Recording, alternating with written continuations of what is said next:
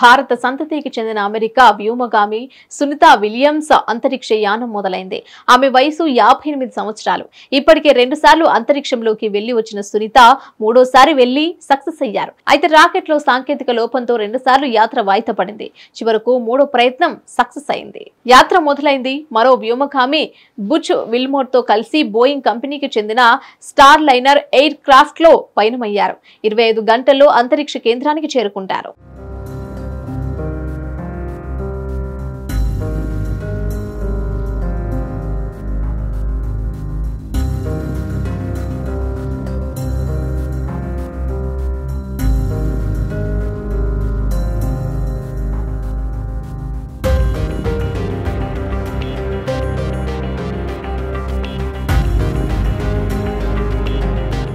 IAS లో Sunitha Williams కాకుండా Booch Wilmore కూడా ఆమెతో పాటు వారం రోజులు ఉంటారు. స్టార్ లైన్ స్పేస్ క్రాఫ్ట్ లోనే జూన్ 14న తిరిగి భూమికి చేరుకుంటారు. అమెరికా అంతరిక్ష పరిశోధన సంస్థ నాసా ఆధ్వర్యంలో ఫ్లోరిడాలోని కేప్ కెనావెరాల్ స్పేస్ ఫ్లోర్ స్టేషన్ నుంచి ఈ యాత్ర మొదలైంది. ఈ మిషన్ కు సునీత పైలట్ గా, విల్మోర్ కమాండర్ గా వ్యవహరిస్తున్నారు.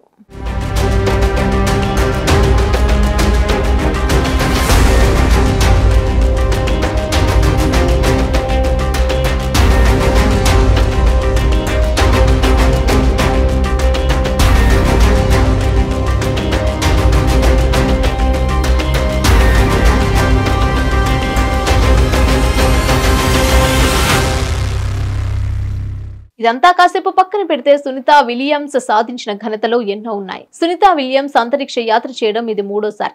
2006లో 2012లో ఆమె అంతరిక్ష ప్రయాణం చేశారు.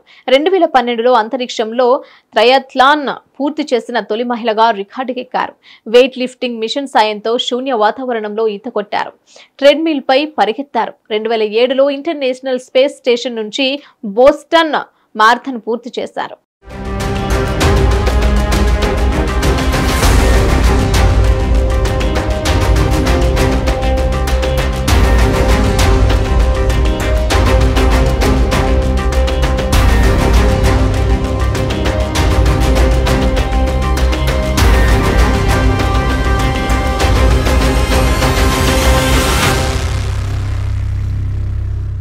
అంతకుముందు సునీత విలియమ్స్ అమెరికా నావికా దళంలో పనిచేశారు.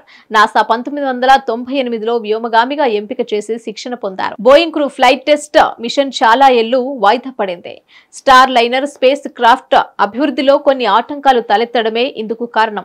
ఎట్టికెలకు క్రాఫ్ట్ సిద్ధమైంది. ఈ స్టార్ లైనర్ స్పేస్ క్రాఫ్ట్ ను బోయింగ్ కంపెనీ డెవలప్ చేసింది. మొట్టమొదటి ప్రైవేట్ అంతరిక్ష ప్రయోగ వాహనం స్టార్ లైనర్ కావడం విశేషం. ఎలాన్ మస్క్ స్థాపించిన స్పేస్ ఎక్స్ సంస్థ ఇలాంటి అంతరిక్ష ప్రయాణ వాహనాలను తయారు చేసే తొలి ప్రైవేటు సంస్థగా రికార్డుకెక్కింది. తాజా ప్రయోగంతో 2 ప్రైవేటు సంస్థగా బోయింగ్ కంపెనీ రికార్డు సృష్టించింది.